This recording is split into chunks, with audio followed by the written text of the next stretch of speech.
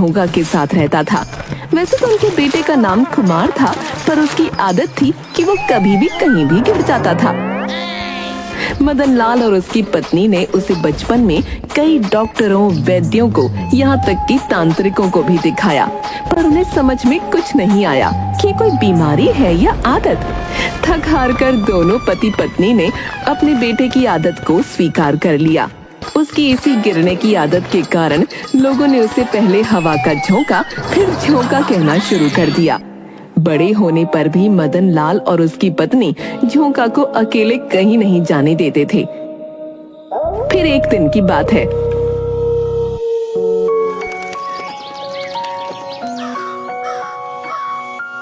हे भगवान, ये तो आज सुबह सुबह ही काम से चले गए हैं।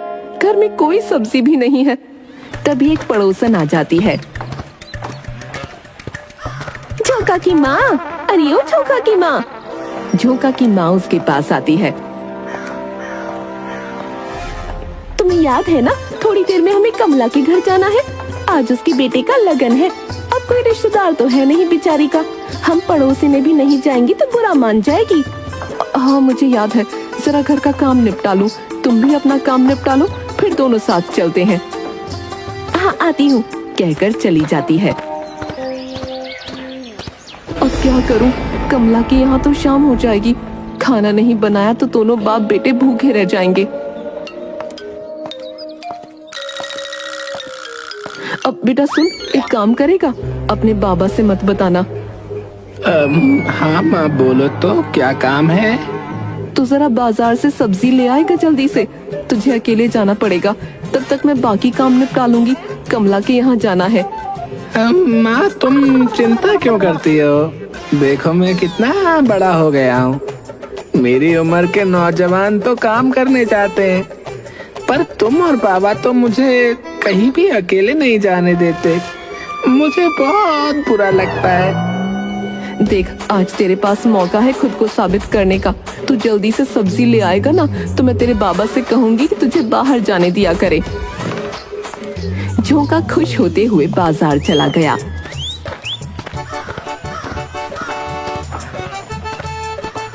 रास्ते में 3 बार उसका पैर लड़खड़ाया और गिर गया।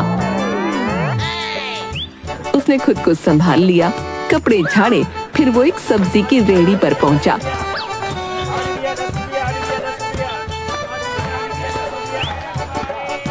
भैया ये आलू, पालक और गोभी कैसे दिए?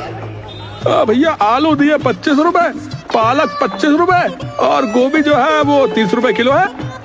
अच्छा, तीनों ना 1-1 किलो दे दो भैया।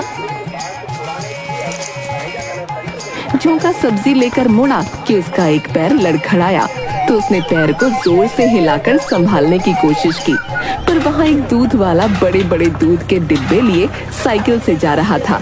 वो उससे टकरा गया। दूध वाले की साइकिल गिर गई और वो खुद सब्जी की रेहड़ी से टकराया तो रेहड़ी गिर गई। सब्जियां और दूध रास्ते पर बिखर गए। उसी समय एक मोटी औरत सामान लिए गुजर रही थी। वो दूध के कारण फिसल कर गिर गई। उसका सामान गिर गया। हाय हाय, मर गई, ये क्या हो गया? हाय। उसने उठने की कोशिश की, पर वो फिर से गिर गई। तब 2 लोगों ने मिलकर उसे उठाया। अरे करम चले, तेरा सत्यानाश हो। तुझे यही जगह मिली थी क्या दूध गिराने को? जो तुझसे काम होता नहीं तो करता क्यों है? मेरा सामान खराब हो गया, कमर टूट गई। सत्यानाशी, तुझे छोड़ूंगी नहीं। तब तक सब्जी वाले ने आकर दूध वाले की कॉलर पकड़ ली। भैया, तूने मेरी रेहड़ी गिराकर तोड़ दी, सब्जी खराब कर दी। अरे देखते क्यों हो, मारो इस करम चले को, सारा नुकसान ये भरेगा। सब्जी वाले ने दूध वाले को एक थप्पड़ मारा तो वो रोने लगा। उसने रोते हुए झोंका की ओर उंगली से संकेत किया। तेरी ये मजाल है, मुझे उंगली दिखाता है। मैंने जानबूझकर थोड़े ये किया। पहले वो आदमी मुझ पे गिरा, उसने मुझे तुम्हारी रेहड़ी पे गिराया और मेरा दूध भी गिराया। सब लोग झोंका की ओर देखने लगे। ये तो अभी सब्जी लेकर गया ना। अरे झोंका, मैं जानती हूँ इसे, ये झोंका है। ये तो कभी भी किसी के भी ऊपर गिर जाता है। बहुत नुकसान किया इसने लोगों का। अरे तुम सब मेरी बात तो सुनो। मैंने जानबूझकर कुछ नहीं किया। जानबूझकर किया हो या नादानी में हमें कुछ नहीं पता। तुम यहाँ आए ही क्यों? मेरे नुकसान की भरपाई तो तुम्हें करनी पड़ेगी, नहीं तो मैं तुम्हें यहाँ से हिलने ना दूंगी। सुन लो कान खोल कर। मेरी भी भरपाई करो। मेरी भी। झोंका ने अपनी जेबों को उलट कर दिखाया। दोनों खाली थीं। औरत, सब्जी वाला और दूध वाला, तीनों ने एक दूसरे को देखा। अब क्या करें? मैं इसका घर जानती हूँ, इसे पकड़कर इसके घर ले चलते हैं। हमारे नुकसान के रुपये वहाँ से लेकर आते हैं। उन दोनों ने हाँ में गर्दन हिलाई और उसे पकड़ लिया। तीनों वहाँ से चल दिए।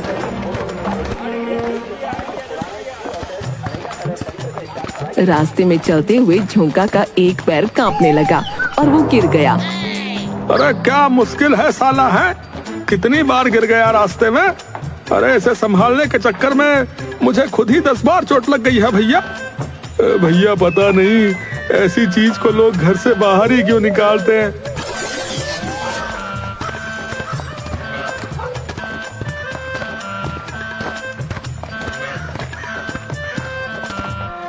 तीनों उसके घर के बाहर झोंका को पकड़े हुए पहुंच गए।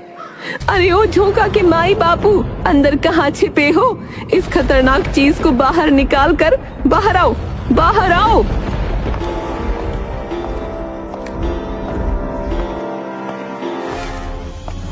क्यों चिल्ला रही हो? क्या हुआ? मैं बताता हूँ। दूध वाले ने बाजार में हुई पूरी घटना सुना दी।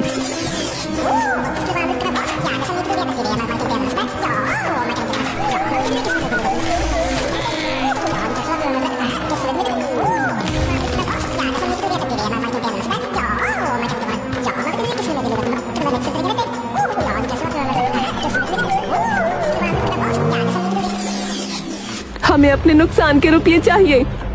देखिए, हमें अपने नुकसान का रुपया चाहिए बता रहे। मुझे भी, मेरी साइकिल भी टूट गई और सारा दूध भी गिर गया। बेटा तू भीतर चल, मैं इनसे बात करती हूँ। खबरदार जो हिला भी, अच्छा ना होगा। रुपये दो और बेटा लो, समझी तुम? तभी मदन लाल बाहर से घर आ पहुंचा। उन्हें घर के बाहर देखकर क्या हुआ? ये लोग कौन हैं? भैया हमारे पास ज्यादा टाइम नहीं है, समझे? अब बताओ, एक ही बात इनको बार बार बताओ।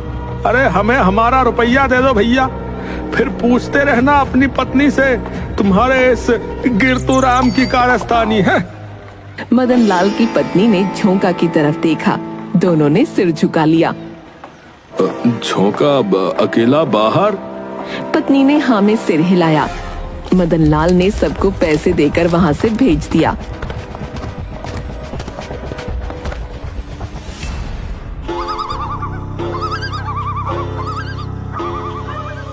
शाम को कमला के बेटे के लगन में माँ उदास बैठी थी।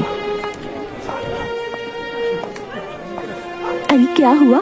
तू इतनी उदास क्यों बैठी है? देख कमला कितनी खुश है ना। अरे क्या हुआ तुझे? सुबह तो तू ठीक थी ना। क्या बताऊं, झोंका की चिंता सताई जा रही है। सुबह वाली बात तो तुझे पता ही है। मेरा झोंका कहीं भी अकेले नहीं जा सकता। हमारे जाने के बाद उसका क्या होगा? ये तो है।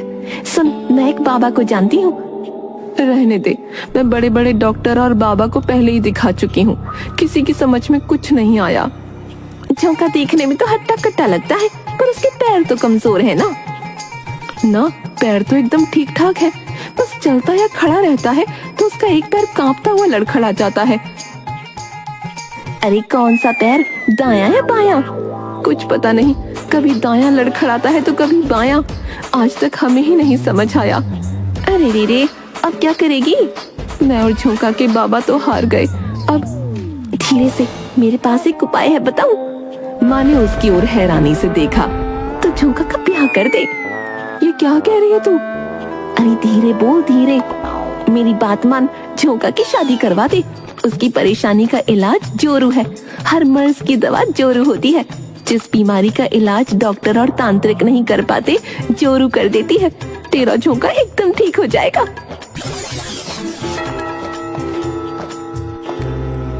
सुनिए जी, झोंका की शादी की उम्र हो गई है, उसके लिए अच्छी सी लड़की देखना शुरू कर दूं? अरे ये क्या बोल रही हो तुम? सब कुछ जानते हुए भी उसकी शादी के बारे में सोच रही हो? इसमें बुरा क्या है, बस गिरता पड़ता ही तो है। इसके अलावा कोई ऐब तो नहीं है ना मेरे बेटे में। अरे ये तो सोचो कि वो अपना घर कैसे संभालेगा भाई। अरे काम कैसे करेगा वो? अरे तो ना करे काम, ये हमारा घर, खेत और जो जमीन खरीदी है तुमने, सब इसी का तो है। और शादी के बाद वो भी तुम्हारी तरह ठीक हो जाएगा। मेरी तरह? इसका क्या मतलब? शादी से पहले तुम भी तो आवारा थे। सास ससुर जी की नाक में कितना दम कर रखा था तुमने। देखो, मैंने तुम्हारी सारी आवारागर्दी निकाल दी ना। अब कितने जिम्मेदार हो गए हो तुम। झोंका भी तुम्हारी तरह ठीक हो जाएगा। पर लड़की कहाँ मिलेगी? कौन सी लड़की इसके गिरने की बात सुनकर शादी के लिए हाँ कहेगी बताओ? लड़की ढूंढने की जिम्मेदारी मेरी है, और हम लड़की वालों को झोंका के गिरने वाली बात नहीं बताएंगे, समझे तुम? अच्छा जी, और जो अगर पड़ोसियों ने बता दिया तो? अरे तुम सब मुझ पे छोड़ दो, मैं सब संभाल लूंगी।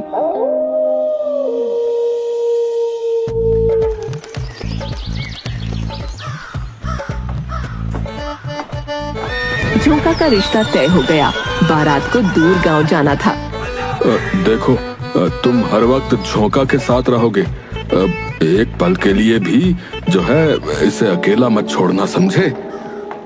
4 लड़के झोंका को घेरे हुए चलने लगे। 2 लड़कों ने उसके हाथ पकड़ रखे थे, एक उसके आगे और एक ठीक पीछे चलने लगा।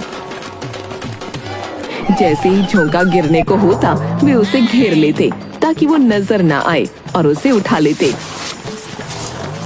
झोंका दूल्हा बन सज धज कर नोटों की माला पहने बारात के साथ चलने लगा।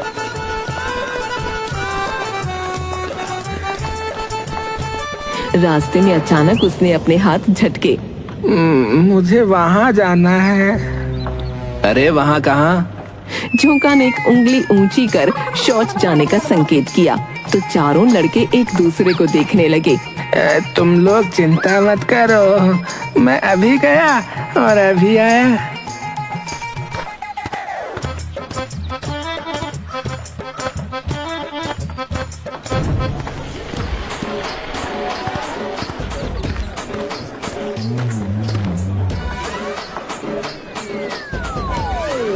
अरे झोंका कहाँ है भाई? सूसू करने गया है काका, आता ही होगा। अरे तुम लोग उसके साथ क्यों नहीं गए?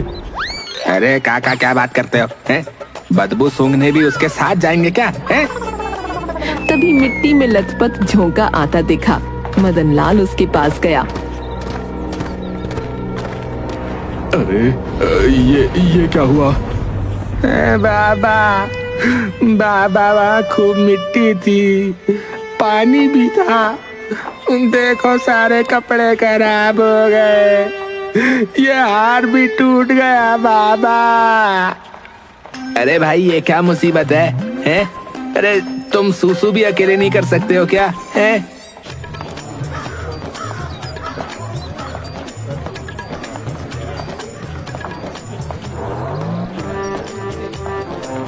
आप यहाँ क्या कर रहे हो? चलो, वहाँ सब पूछ रही हैं। अरे ये क्या हुआ, कपड़े गंदे हो गए? कहती हुई वो झोंका के कपड़े साफ करने लगी। अरे ये क्या कर रही हो? ऐसे तो इसके कपड़े और गंदे हो जाएंगे। चुप रहो, तुम लोगों को झोंका के साथ रहने के लिए कहा था। ये तुम्हारी वजह से हुआ है। अगर मेरा झोंका की शादी में कोई विघ्न आया तो देख लेना। अरे रे, आप गुस्सा मत करो, कोई उपाय करते हैं इसका। गांव तो वापस जा नहीं सकते, रास्ते में दूल्हे के कपड़े नहीं मिल सकते। कहता हुआ सोचने लगा। तभी बैंड मास्टर आता है।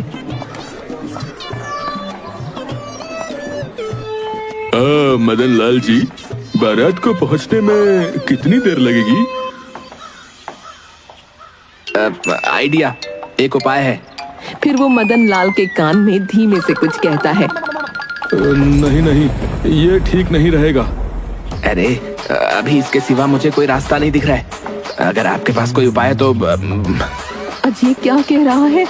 अरे भैया, बहुत देर से बजा रहे हो, थोड़ी देर आराम करो। चलो मेरे साथ चलो, आओ कोने में। अरे ओ झुमरू, झोंका को लेकर आओ।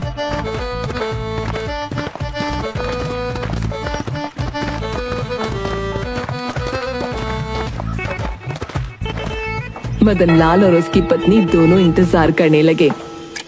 थोड़ी देर बाद झोंका बैंड मास्टर के कपड़े पहने हुए आया और बैंड मास्टर झोंका के गंदे कपड़े पहने हुए।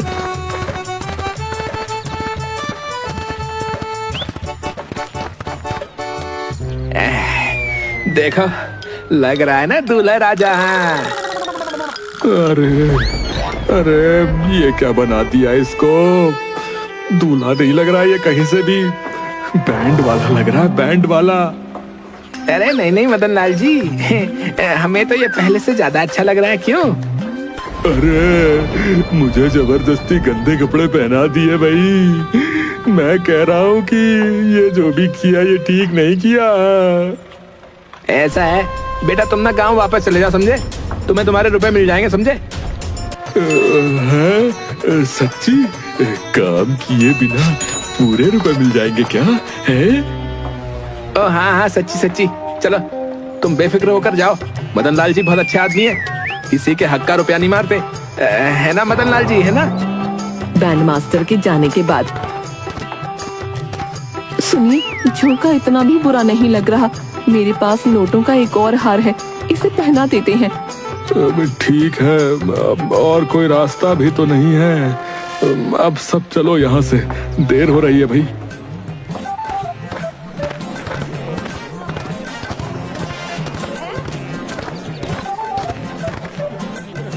अबे साले, हैं?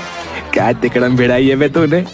ये झोंका दूल्हा नहीं, एकदम जो है ना जोकर लग रहा है, जोकर।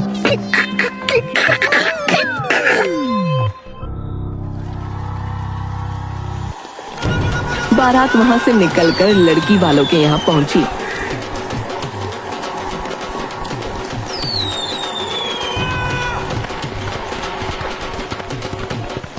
ये दूल्हा कम बैंड वाला ज्यादा लग रहा है। अरे ओ माता जी हो, तुमको क्या पता? ये फैशन है, फैशन है। शहर में सब दूल्हे ऐसे ही कपड़े पहनते हैं, तुमको क्या पता है? चल हट बदमाश कहीं का। शादी के समय झोंका जहाँ भी गिरता, चारों लड़के उसे घेर लेते ताकि कोई देख ना ले। पर फेरों के समय झोंका अकेला था। अरे ओ पंडित जी, सुनो, ई लो, 5 मिनट में फेरे करवा दो अब जल्दी से। हाँ, पर फेरों में झोंका एक बार गिर ही गया। थका हुआ है ना, इतनी दूर से आ रहे हैं, फिर सारी रस्में। किसी तरह झोंका की शादी हुई और वो दुल्हन लेकर अपने गांव आ गया। वहाँ रस्मों के बीच झोंका 2 से 3 बार गिर गया। कुछ तो गड़बड़ है, ये बार बार गिर क्यों जाते हैं? जब एक एक करके सब मेहमान चले गए, तब एकांत में, सुनिए जी, सच सच बताना, आप बार बार गिर क्यों जाते हैं? मैं गिर रहा हूँ? नहीं तो वो तो ऐसे ही शादी की थकान है, शादी की थकान है। तुमको तो पता है ना, सब काम मैंने ही संभाला है ना, तो थकान की वजह से गिर जाता हूँ। अच्छा, आप अपने पैर तो दिखाओ। पैर क्यों भाई, पैर क्यों? अरे दिखाओ तो। अरे तुम भी बेकार में ही शक कर रही हो।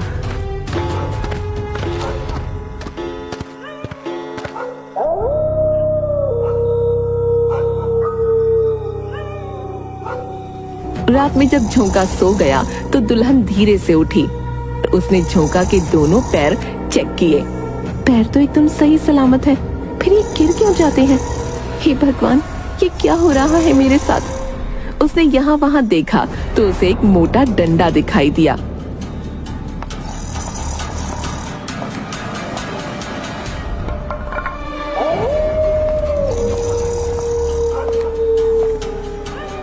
हे भगवान, मुझे माफ करना। उसने डंडा जोर से झोंका के पैर पर दे मारा। मम्मी! वो अपने पैर पकड़ कर बैठ गया और दुल्हन झट से पलंग के नीचे छिप गई। मदन लाल और उसकी पत्नी भागते हुए आए। क्या हुआ बेटा, इतनी जोर से क्यों चिल्लाया? मम्मी, मेरे पैर पर किसी ने बहुत जोर से मारा। यहाँ तो कोई नहीं है बेटा, तुमने कोई बुरा सपना देखा होगा। झोंका, बहू नहीं दिख रही है, कहाँ है? पता नहीं बाबा, मैं तो सोया हुआ था। ये कहाँ चली गई? चलो देखते हैं। तीनों वहां से चले गए तो दुल्हन बाहर निकल आई। जब वो तीनों वापस आए तो अरे तुम कहाँ थी? माँ जी मैं तो यही थी। झोंका इतनी जोर से चिल्लाया तो हम दोनों आए थे, पर तुम यहाँ नहीं थी। सुनिए जी, आपको ये दिखी थी? मदन लाल ने ना में सिर हिलाया। माँ जी मैं तो यही थी, उस अलमारी के पास खड़ी थी। मैंने आपको और ससुर जी को देखा था, शायद आपने मुझे नहीं देखा। पता नहीं क्या हो रहा है इस घर में, कहकर वो और मदन लाल चले गए। शुक्र है बच गई, वरना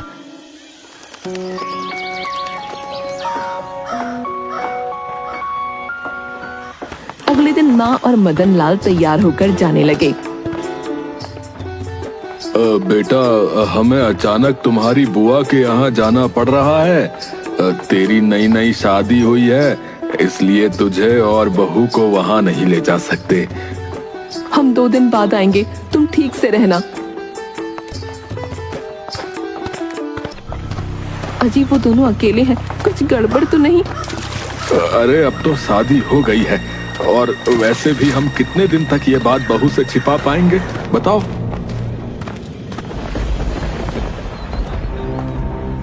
अजी सुनिए ना, सासू माँ और ससुर जी 2 दिन के लिए बाहर गए हैं, तो क्यों ना मैं भी अपने मायके हो आऊं? आप ले चलिए ना। अरे ये क्या कह रही हो तुम? जो आप सुन रहे हो, मुझे जाना है, बस समझ गए ना?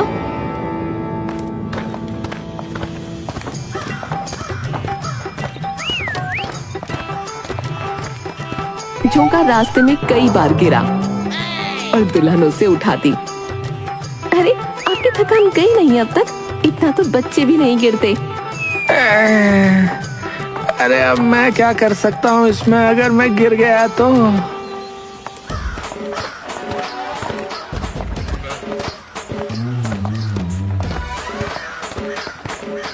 दुल्हन को आता देखकर उसकी माँ भागकर दरवाजे तक आई। बेटी, दामाद जी कहीं दिखाई नहीं दे रहे। ये कहाँ चले गए? मेरे साथ ही तो आए थे। अरे बचाओ, अरे बचाओ, अरे कोई तो बचाओ। ये तो उनकी आवाज है। दोनों आवाज की ओर गईं तो देखा झोंका एक गटर में गिरा पड़ा है। मैंने कहा था संभल कर चलिए, अब गिर गए ना। बेटी शांत हो जा, गुस्सा मत कर। गांव वालों ने मिलकर झोंका को गटर से बाहर निकाला। झोंका कीचड़ में लथपथ बाहर आया।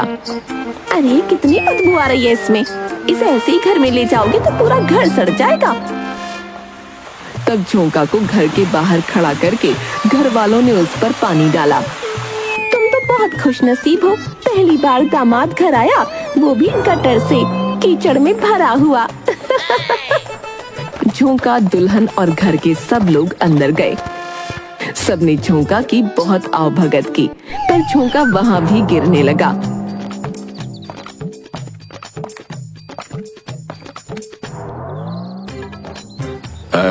क्या हुआ बेटा, सब ठीक है? तुम ऐसे गिर क्यों रहे हो? वो मैं गटर में गिर गया था ना, इसलिए पैरों में दर्द हो रहा है। बेटी मुझे गड़बड़ लग रही है। दामाद जी के पैर जोर से कांपते हैं, वो धड़ाम से गिर जाते हैं। इनको कोई बीमारी तो नहीं? दुल्हन ने अपनी माँ को घूर कर देखा। अब बेटी मेरा मतलब है तो पता लगा बात क्या है। माँ, इनके पैर एकदम सही है, एकदम हट्टे कट्टे हैं, फिर भी गिरते रहते हैं। मुझे भी शक हुआ था तो मैंने इनके पैर पर डंडा। तूने दामाद जी को डंडा मारा? पागल हो गई है क्या? अगर तेरे सास ससुर को पता लगा तो? किसी को ये बात नहीं पता और तुम भी नहीं बताना।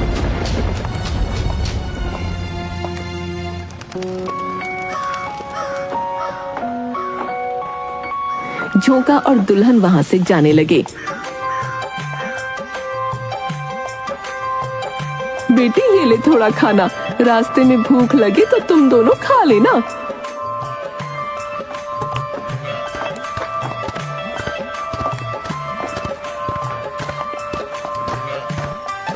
रास्ते में दुल्हन को भूख लगी।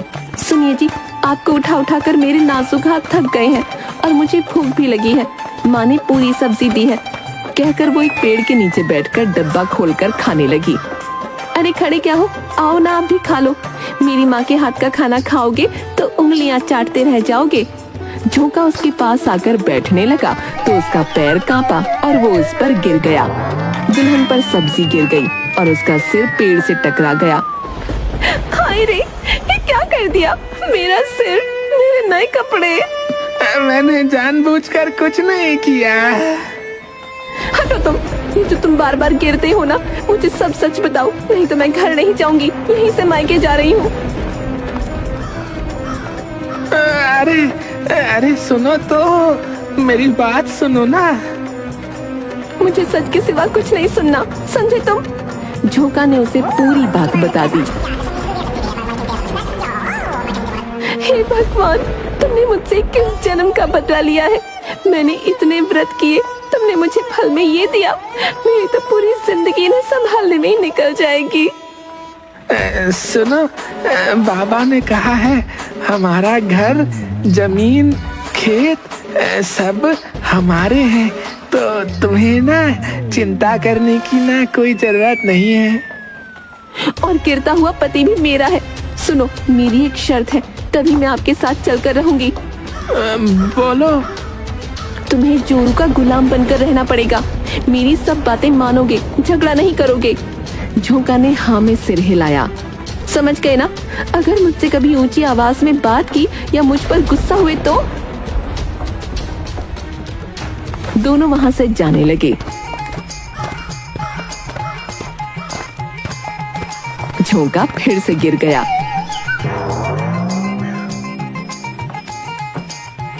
अगर मैं आदमी होती तो तुम्हें उठा कर ले चलती।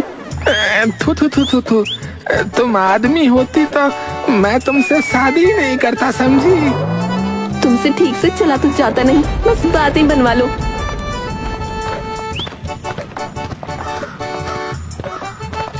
झोंका फिर से गिरने लगा तो दुल्हन ने उसे पहले ही संभाल लिया।